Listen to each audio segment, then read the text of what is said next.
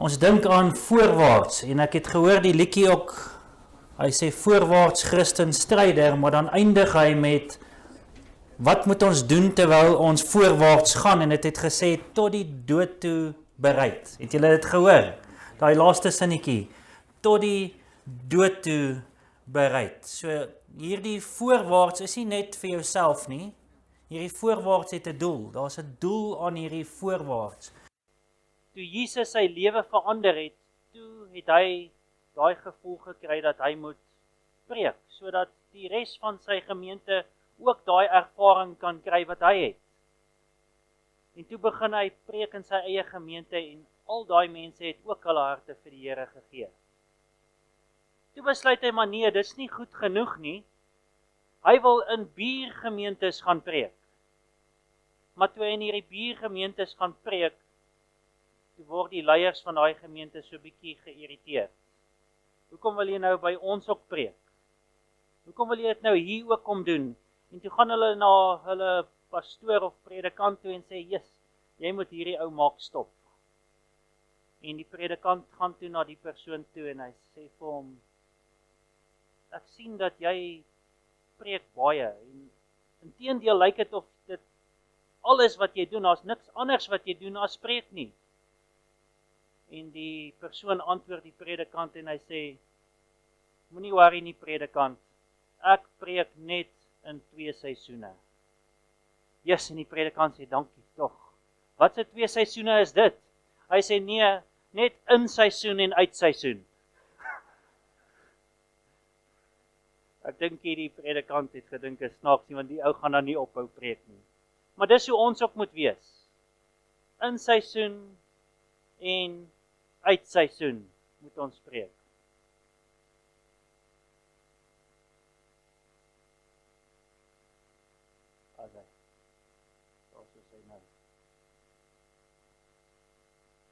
Ek dink my opvangs is nie so goed nie, ek sal maar vir jou wys met die hand.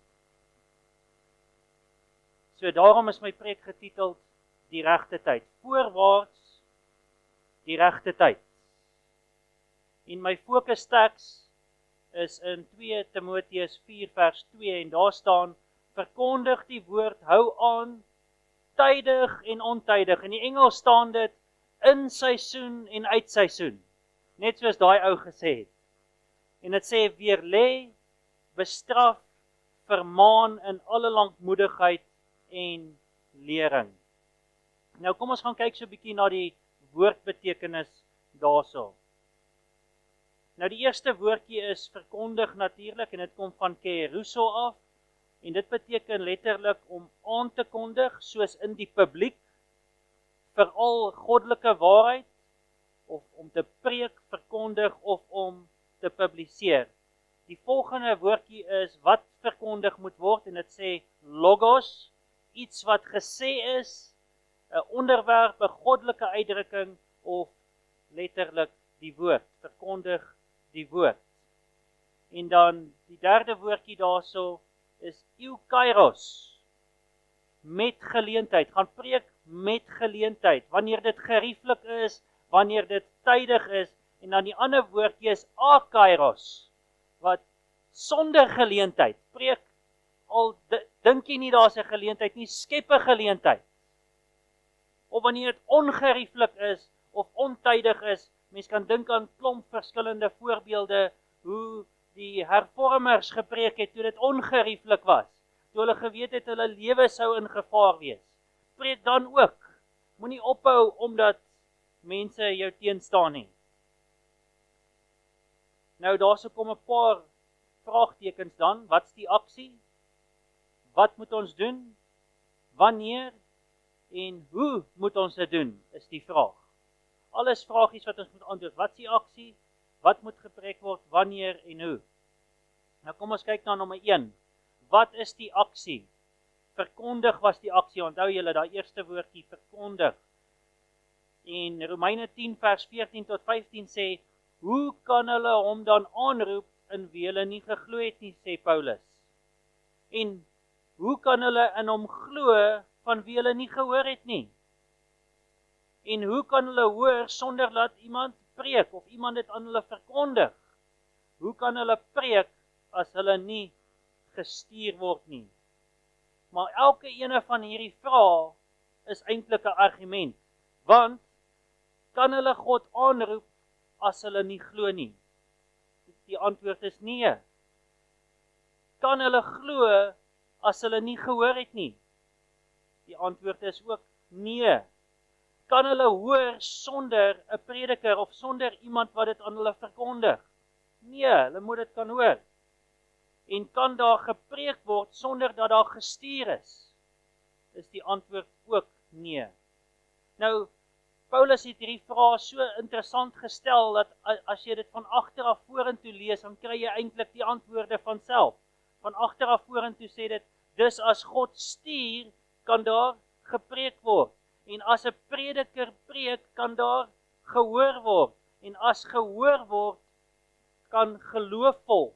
En as geglo word, kan hulle God aanroep. Maar het God nie gestuur nie, is die vraag. Dink julle God het ons nie al klaar gestuur nie? Daar soos 'n boekie wat ek gelees het, ek's nog besig met hom. Die boekie se naam is Waking the Dead Church. En in daardie boekie sê, solank as wat ons besig is met die probleme uitpleis in die kerk, solank as wat ons besig gaan wees met inryk om net die lede gelukkig te hou, sal daar absolute geen groei in die kerk plaasvind nie. Inteendeel sê die boekie, as daar nie die mense betrokke gekry word by uitreik nie, gaan die kerk sterf. So, ons moenie onsself te besig hou met inryk, dat ons daai mense wat klaar in die kerk is, nie betrokke kry by uitreik nie. Die doel is om die mense betrokke te kry by uitreik, want hoor wat het Jesus gesê? Gaan dan heen en maak disippels van al die nasies. Het hy gesê, gaan maak kerksitters, is dit wat hy gesê het? Maak die kerk vol, dat hulle net die banke vol sit, is dit wat hy gesê het? Nee, hy het gesê, gaan maak disippels. En wat is 'n disipel? 'n Disipel is iemand wat homself vermeerder. Is dit nie waar nie? 'n Disipel is iemand wat weer 'n disipel gaan maak. En so gaan dit voort om homself te vermeerder. So Jesus het gesê, gaan dan heen, maak disipels van al die nasies en doop hulle in die naam van die Vader, die Seun en die Heilige Gees en leer hulle om alles te onderhou wat hulle beveel het. Ek onthou, leraar David het gister gesê, as ons hulle nou gedoop het, wat dan?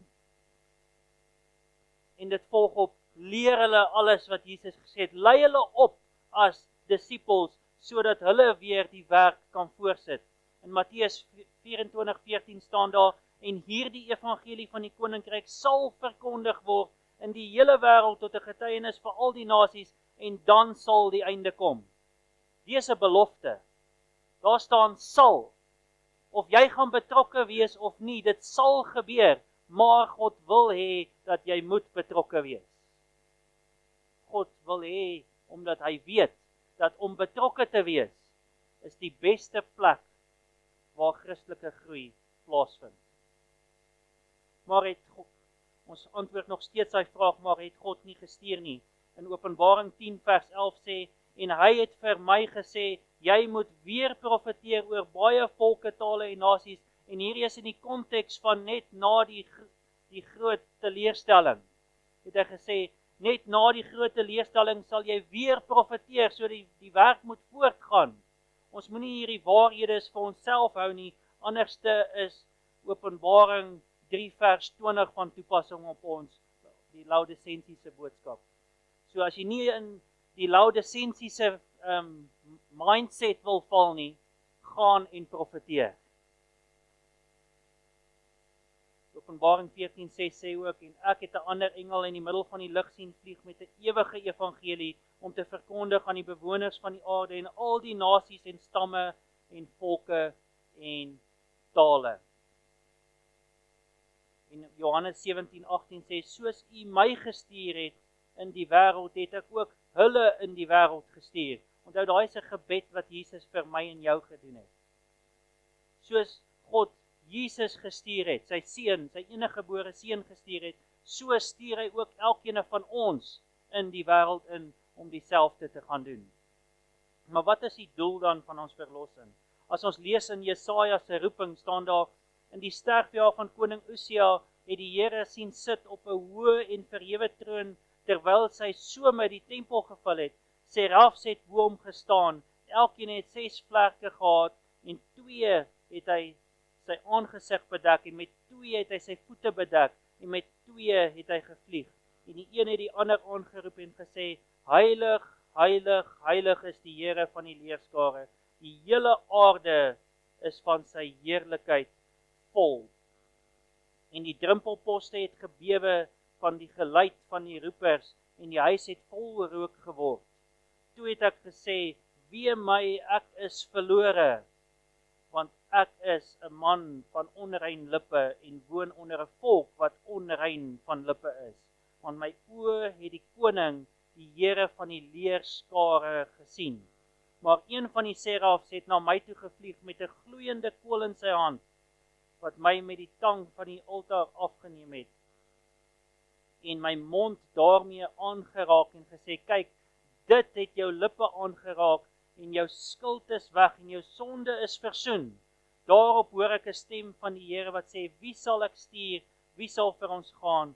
Toe antwoord Jesaja en sê, hier is ek, stuur my. Wat is die doel van verlossing? Jy sien, Jesaja het gekyk en die Here gesien. Hy word toe oortuig van God se heiligheid en besef en bely sy sonde. Hy het gesien hy's verlore. As ons onsself meet aan Jesus, gaan ons altyd tekort kom. Gaan daar altyd plek wees vir verbetering. So toe hy God sien, toe besef hy is verlore. En toe bely hy sy sondes. God vergewe toe Jesaja se sondes, en God roep toe Jesaja. Kan julle sien? Orals in die Bybel staan daar ook God verlos, en dan stuur hy ons met hierdie verlossingsboodskap. Daarop hoor ek 'n stem van die Here wat sê, wie sal ek stuur, wie sal vir ons gaan? Toe antwoord ek, hier is ek, stuur my. Maar wat moet ons verkondig, as God ons nou stuur? Wat moet ons verkondig? 2 Timoteus 4 vers 2 in ons fokusteks het gesê, verkondig die woord. Kom ons kyk na die konteks van hierdie boodskap toe hy gesê het, gaan verkondig die woord. Nou die perikopie begin al, die boodskap begin al daar in 2 Timoteus 3 vers 10 en gaan tot 2 Timoteus 4 vers 8. So as ons die konteks wil sien, moet ons net so bietjie terugkyk. En in hoofstuk 3 staan daar, maar goddelose mense en bedrieërs sal voortgaan en van kwaad tot erger, hulle wat verlei en verlei word. Maar bly jy in wat jy geleer het en waarvan jy verseker is, omdat jy weet van wie jy dit geleer het en dat jy van kleins af die heilige skrifte ken, wat jou wys kan maak tot saligheid deur die geloof in Christus Jesus. Die hele skrif is deur God ingegee en is nuttig tot lering, tot weerlegging, tot teregwysing, tot onderwysing in die geregtigheid, sodat die mens van God volkome kan wees, vir elke goeie werk volkome toegerus. Kan jy die konteks hier sien? Dit sê daar gaan misleidings kom, maar gaan verkondig dit wat jy ken. Gaan verkondig dit wat hierso in God se woord staan. Dit is wat Paulus aan Timoteus sê. Hy sê, gaan verkondig dit, want dit is verseker, dit het ons gekry van die Heilige Gees. Dit gaan voort en dit sê, want daar sal 'n tyd wees wanneer hulle die gesonde leer nie sal verdra nie, maar omdat hulle in die gehoor gestreel wil wees, vir hulle 'n menigte leraars sal versamel volgens hulle eie begeerlikhede en die oor sal afkeer van die waarheid en hulle sal wend tot fabels. Maar wees jy in alles nugter, ly verdrukking, doen die werk van 'n evangelis, vervul jou bediening. En daai kan ek na elkeen van ons toe gooi en sê, gaan vervul jou roeping. Wees 'n disipel soos Jesus gesê het. Wees daai disipel en leef jou roeping uit. In Jesaja staan, tot die wet en tot die getuienis. As hulle nie spreek volgens hierdie woord nie, is hulle 'n volk wat geen dageraad het nie. Jesus het ook gesê in Johannes 17:17 in daai selfde gebed wat hy vir ons gebid het, heilig hulle in u waarheid. U woord is waarheid. En in Johannes 6:63 gesê, dit is die gees wat lewend maak, die vlees is van geen nut nie. Die woorde wat ek tot julle spreek is gees en is lewe. Gaan verkondig die woord. Die wêreld het die woord waarlik nodig. Maar hy antwoord en sê, daar is geskrywe, die mens sal nie van brood alleen lewe nie, maar van elke woord wat uit die mond van God uitgaan. Maar wanneer moet ons dit verkondig? Onthou julle ons fokustekst? Hou aan, tydig en ontydig. Hoe weet jy of hierdie ene dit gaan aanvaar of daai ene? Hou net aan. Moenie ophou nie. Hou aan, tydig en ontydig. Ons kan Petrus en Johannes se voorbeelde volg. In Handelinge 4:18-20 staan, en hulle het al geroep en hulle bevel gegee om in die geheel nie in die naam van Jesus te spreek nie. Is dit tydig? Nee, dis ontydig, né? Hulle het gesê, moenie, julle mag nie meer hierdie naam uiter nie, sê die leiers van die kerk vir hulle. Toe antwoord Petrus en Johannes en sê vir hulle, of dit reg is voor God om julle meer gehoorsaam te wees as God, moet julle self beslis. Want vir ons is dit onmoontlik om nie te spreek oor wat ons gesien en wat ons gehoor het nie. Ek onthou, in my vroeë Adventiste jare kon ons net nie stil bly nie. Toe ons die waarheid ontvang het, toe wil ons dit deel met almal om ons. Ons wou dit gedeel het met ons familie, met ons vriende. Maar tog, terwyl ons dit doen, het ons sulke teenstand gekry. Dis genoeg nou. Ons wil dit nie meer hoor nie. En dit is min of meer wat gebeur het met Stefanus ook, nie waar nie? Die kerkleiers het hulle ore toegestop toe hy gepreek het en toe stene gelaan. Ons moet vreeslose verkondiging toepas terwyl ons voorwaarts gaan. En toe hulle gebid het, is die plek geskit. Dit is in Handelinge 4:31-33. En toe hulle gebid het, is die plek geskit waar hulle saam was, en hulle is almal vervul met die Heilige Gees, en het die woord van God met vrymoedigheid gespreek. En met groot krag het die apostels getuienis gegee van die opstanding van die Here Jesus, en groot genade was oor hulle almal gewees. Hou aan, tydig en ontydig. Wanneer dit gemaklik is en wanneer dit nie gemaklik is nie. Paulus skryf aan Timoteus, wees vlytig in hierdie dinge, leef daarin, sodat jou vooruitgang vir almal duidelik kan wees. Let op jouself en op die leer, volhard daarin, want deur dit te doen, sal jy jouself red, sowel as die wat jou hoor. Kan julle sien, hoekom wil God hê dat ons moet deel hê aan uitreiking, aan die verkondiging van die woord?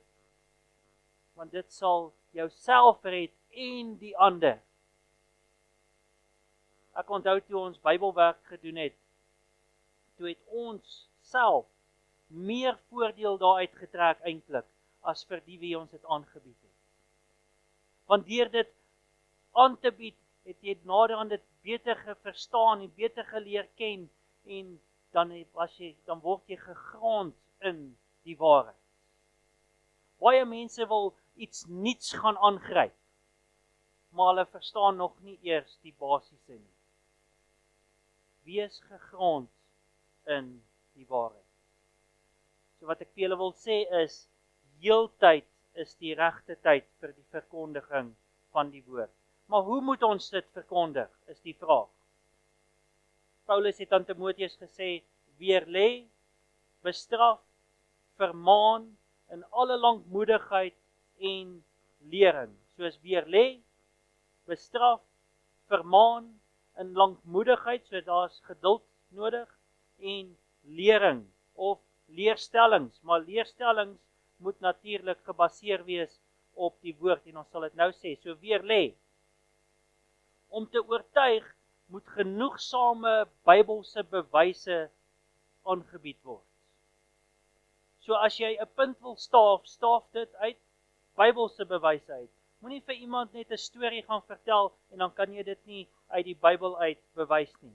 So elke mens moet gewaarsku word oor sy sonde, maar die waarskuwing moet gebaseer wees op onweerlegbare bewyse uit God se woord uit. Jesus het gesê, en as hy, die Heilige Gees kom, sal hy die wêreld oortuig van wat? Van sonde en van geregtigheid en van oordeel. Van sonde omdat hulle in my nie geglo het nie, en van geregtigheid omdat ek na my Vader gaan en julle my nie meer sal sien nie, en van oordeel omdat die owerste van hierdie wêreld geoordeel is. So kan julle sien, as die Heilige Gees in jou betrokke is, sal jy jou eie sonde raak sien. So as die Heilige Gees in jou betrokke is, sal jy nie eers ander se sondes raak sien nie. Julle verstaan dit. Jou eie sonde sal jy raak sien. En jy sal besef dat daar 'n oordeel is. Tweede ene bestraf. Nou die Bybel leer dat blaatante sonde benodig streng bestraffing en die kerk se werk is om te openbaar wat is God se stand teenoor sonde. Sonde moet bestraf word, maar aan die sondaar moet liefde betoon word. En dit doen ons baie keer verkeerd. Ons bestraf die sonde en die sondaar. Sonde moet bestraf word, maar liefde moet aan die sondaar bewys word. Die woord is die standaard waarvolgens kerksensuur moet toegepas word. En daar is so baie kere wat ons dissipline wil toepas, maar ons volg nie Jesus se voorskrifte van Matteus 18. Dit is so belangrik. Dan vermaan of om aan te moedig. Slegs die woord kan genoegsaam wees om mismoedige harte en die moe voete aan te moedig.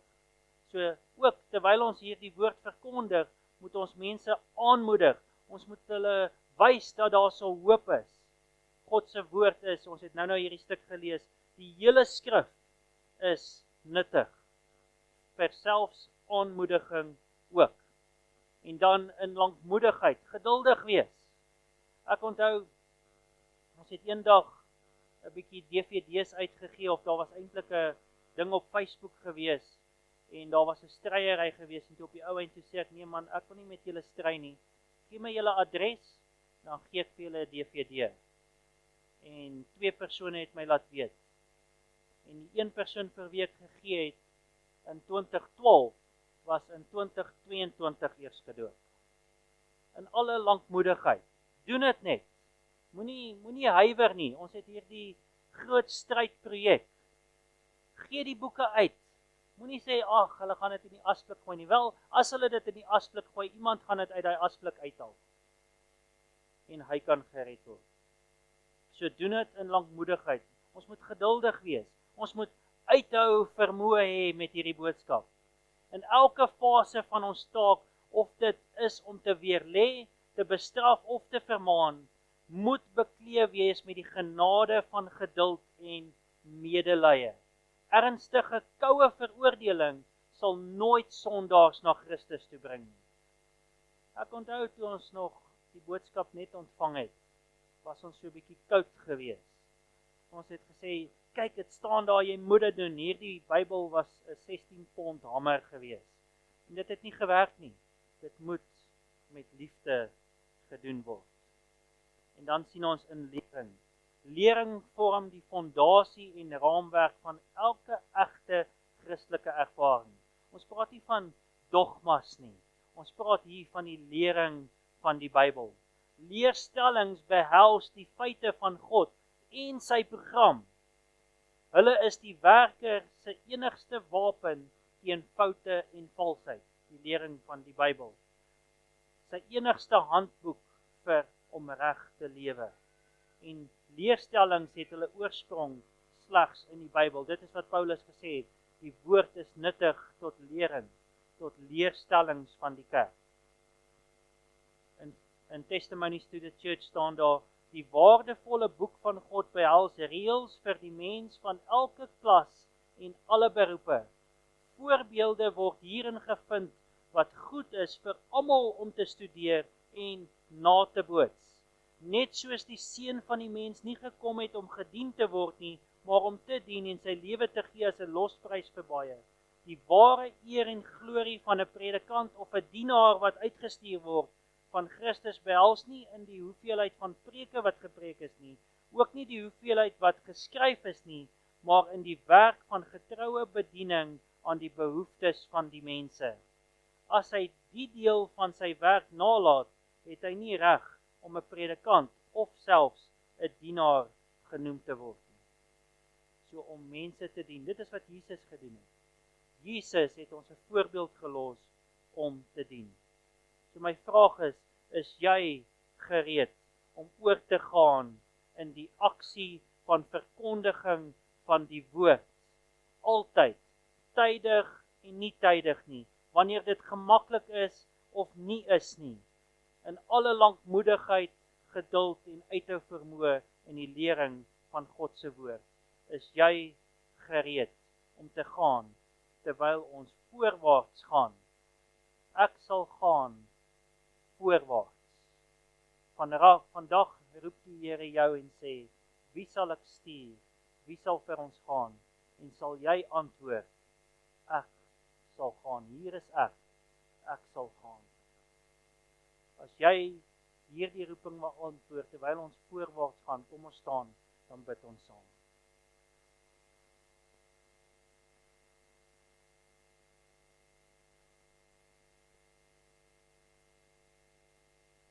Ons almagtige, liefdevolle Hemelse Vader, Heer, ons wil voorwaarts gaan na die prys. Maar Heer, terwyl ons dit wil doen, wil elkeen van ons wat hier staan sê, Heer, hier is ek, stuur my.